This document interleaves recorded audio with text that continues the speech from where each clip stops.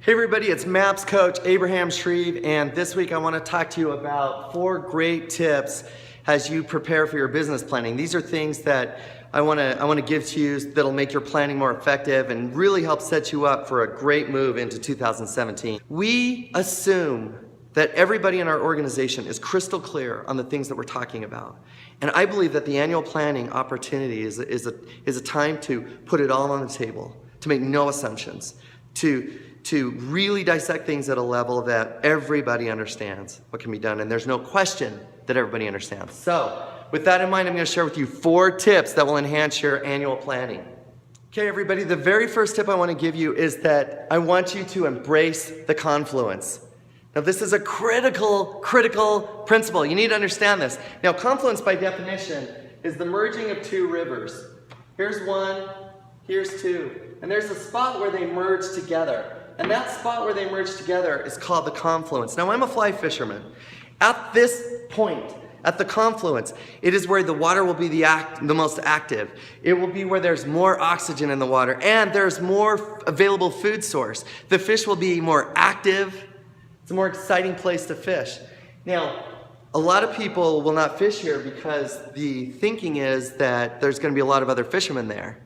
But I've learned that if you can find the confluence and you can show up before others get there, you have the most amazing fly fishing experience. Now, the reason that I call the 4th quarter the confluence is because these 3 months are the 3 months that touch 2 years equally. Listen to what I just said. The next 3 months are 3 months that touch 2 years equally. A lot of times we will view our business as the winding down of one year and the starting of another, and we view it like this. Here's 2016 and it winds down. And then 2017 begins and we wind that up in January. Do not do that. I want to challenge you to embrace the confluence. It is the responsibility that we all have to continue to push through our business plan, honoring 2016 and the activities so that we close this year the way that we need to. And at the same time, the oldest number that we talk about in this business besides 3% is 90 days. The activities we do today are going to show up in 90 days. We are inside of that 90 days. That's the magic of the confluence. What we do right now not only honors the plans that we made for this year, it also ensures momentum for 2017. If traditionally you look back at your business and you can say, December's the biggest closing month of the year, congratulations, that's great for you. What that tells me is that what you did in October started to show up in December. So I would ask you, was your activity such in November that January will be the best January you've ever had? You see, it's a lot more scientific than we think. Embrace the confluence. Don't waste it. People aren't going to be there. There's not going to be other fishermen. Show up in a big way, and show up in a way where you really understand the principle of delayed gratification. This is a period of time where it may take us a little longer to recognize the ultimate result from the activities that we're seeking. Just know that it is the most age-tested model in our business. What we do today will show up in 90 days. And if you want to visually help build this out in front of you, just take a calendar and go out 90 days from today. And if you did your lead generation 100%, put a $sign. If you didn't, put a 0. And you'll see that you're going to start lining up those paydays. So number 1, embrace the confluence. Tip number 2 is to do a SWOT analysis in your organization. Now, a SWOT analysis is a methodology that helps us identify what our low-hanging fruit is in terms of projects to be completed and things to look out for. But it also helps us, it also helps us cast our gaze into broader circumstances that could come down the road during the calendar year or in the future. And this is how we can be able to see those things and be ready for them. It's a great discussion. I do this at the planning stage of the year and at the mid-year. The minimum of 2 times a year. Here's what SWOT stands for. It's strengths, weaknesses, opportunities, and threats. Now, strengths are obvious. What are the things that we are doing well? We want to really shine a light on the areas where we really excel so that we can exploit those things, so that we can continue to do them, so that we can acknowledge that's our strength. It's really critical. when you have everybody in the organization do this, every single person, you'll get an interesting perspective of where our strengths lie. The next is weaknesses. Weakness, now let me be clear, this is not, and I say this when I administer this is not an opportunity to air your dirty laundry or your frustration. In fact, in your organization, I want to challenge you to make sure that it is an open door culture. In other words, if there's a challenge here that we're facing that you believe we need to get a hold of, bring that to me with 3 solutions. Bring it with solutions. Because if you're only bringing the issue and you're not bringing solutions, you're not helping me out, you're complaining. And ultimately, I'm going to lose interest in you and jettison you out of the group. And we don't want that. So I want everybody to bring areas where they feel like we're weak. However, bring with those solutions. Everybody. From the person that drives and puts the signs in the yard to the listing specialist. Every soul. Opportunities are the areas that where you have opportunity. They're just things this next year that we want to exploit. Things that maybe we want to add in. And then the next one are threats. Now this is different than weakness. Threats are a little more global. They're things that we can't necessarily keep from happening. For example, one threat may be that the interest rate could go up. We want to have a dialogue around how would that affect our business and what would we do if that were to happen? And just to list that out, I live in an area where we have an Air Force base that it seems like every 3 to 4 years they start talking about closing it. That would have a profound effect on our market. So we've had discussions around what would we do if that were to happen? And it's important to have those discussions in advance.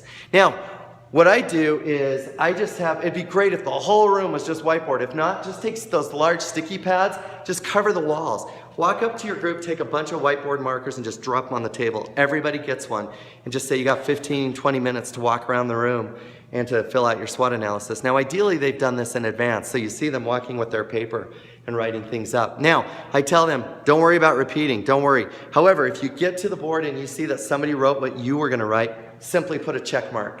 You don't have to rewrite it, just put a check mark. At the end, everybody sits down and I have someone in the group that goes through and reviews each of the 4 quadrants and circles the ones that have the most check marks. Those become the areas that we're gonna focus on. So in terms of weakness, the ones that have the most check marks, that's the collective best thinking of the group for areas that we need to get a hold of. Powerful, right? Done in a way that we can productively wrap this in plans. So as we then take these things back to our departments, forgive me, yeah.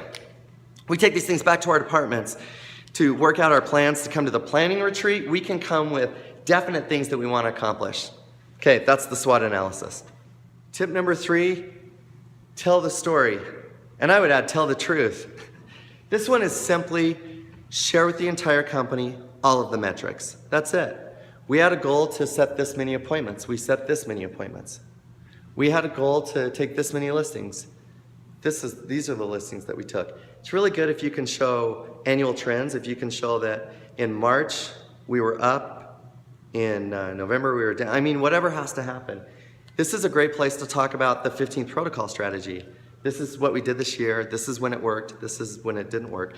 This is a great one for each individual member of the team, and this is important. I'm going to lean in. I want you to hear me closely. Each individual member of the team really would benefit from going through and looking at last year's commitment and how they performed, because we're about to set commitments for 2017. Those commitments will be a conglomeration of the individual commitments from team members. And if somebody last year set these grand goals and didn't deliver, that's hard on us, because on the budget side, we're going to create a budget to fund 100% of the goal that we decide on. So we need people to get real and get right about how they performed. And it's also how we serve the people in our organization. It's how they make more money. It's how they see more opportunities. It's how they overcome performance barriers. There's so many ways that this is really critical. Tell the story. Go through the key metrics. Now, just one little point, then I'm going to leave this one. If you're sharing with your company financials, and I recommend you do, don't be the company that says we're open book, but we only share the income. We do that a lot in this company. We share number of closings and we share total GCI. What we don't share is the size of the check that we wrote every single month to make this work. That's important. People need to understand this. Everybody, if we don't do that, they think we're just lining our pockets with Benjamins, and that's not what's happening. I have people, I have MAPS clients that I'm fortunate enough to work with that write 6-figure checks every single month, whether we hit 100% of the goal or not. And we work together in a very focused way to red light, green light those expenses. They're tough though. So understand the relationship between the money that we make and the check that we write to make that money, and the critical nature that plays in delivering a profitable year. The fourth tip for your business planning is to know the actions. Like, I don't care how ambitious your goal is or how big it is, as long as you're clear on the actions. As long as you get super clear on the actions, and you can point to those actions and you can say, I am in for that. If you want to double or triple your business, it's really going to come down to the right actions, done the right way, done consistently, done by everyone, and done enough that you can hit your goal. It's a lot more science than it is anything else. It's going to come down to a certain amount of leads, converted at a certain conversion rate, done consistently over time for that number. Now, the Business Planning Clinic and the economic model from the Millionaire Real Estate Agent, they give us the formulas. They give us the formulas. If you're working with a MAPS coach, you can work with them on all of this so that you know exactly what your numbers are. Be clear on the numbers. There's a reason we tell the story before we actually go into the numbers. Because I don't want you coming to my business planning with all of these grand illusions of how this next year is going to be different when you didn't do the actions from last year. I don't help you if I enable you in that thinking. Or if I'm caught up in that thinking, I'm going to hurt myself. I just want you to be really clear on the actions. I do believe in the New Year's resolution. I do believe that that's a great time to stop and take stock and ask yourself, how do I want to improve? You and I are not held hostage by anyone but ourselves. And if we're not moving forward, that's on us. So my challenge to you is get very, very clear on the actions. More important than anything you'll do in your business planning is clarity of actions. And then, utilizing the greatest definition of integrity I've ever heard, Stephen Covey, he says, integrity is carrying out a decision once the emotion you felt in making that decision is past. Your job, once you're clear on the business plan, is now to carry out the actions. To carry out the actions. Now, I'm going to end the way I started, which was talking about embracing the confluence. When we look at the closing of this year. This is how it looks. Remember, I drew it like this, where one year winds down and the next year starts. This is 2016, this is 2017. We all stop and take a break around Christmas. I'm tired. My challenge to you is don't handicap your progress that way. This is really how the year needs to look. This is 2016. This is 2017. And that overlap right there is made of money and opportunity. It's made of the best January that you can even imagine. It's made of the most opportunity for the people in your organization. It's made of the most impactful long-term personal growth, not only for you, but for everybody that touches the intense pace of the next 3 months. So this is an incredible time of year. And if you're off goal right now for this year, then give it every single thing you've got reach deep. Now listen, everybody knows how I stand on this. If you're doing this alone, I think you're doing it wrong. And if you believe that these are things that could help you and you're doing this by yourself, if you've got a feeling like I can do more, click on the link below, fill out some information. We'll be in touch with you to talk about what a MAPS coach can do for you. Now, this year, this next 3 months is going to come and go, regardless of what you do. It'll come in and it'll go out. It's the beautiful thing about time. There's always more time until one day there's not. What you do today matters. It really matters. And so my challenge to you is to have high standards and expect the very best of yourself. Expect the very best. Surround yourself with people that expect the best of you and themselves. And I can't wait to see what you all do. Please share in the comments any ahas or anything you're doing. Ask any questions down there. Let's share. If you like this video, then share it, please. And let's all make sure that we're having the very most impactful close to this year, start of the next, and that our business planning is at the high level that it needs to be. So from me to you, love, peace, and chicken grease.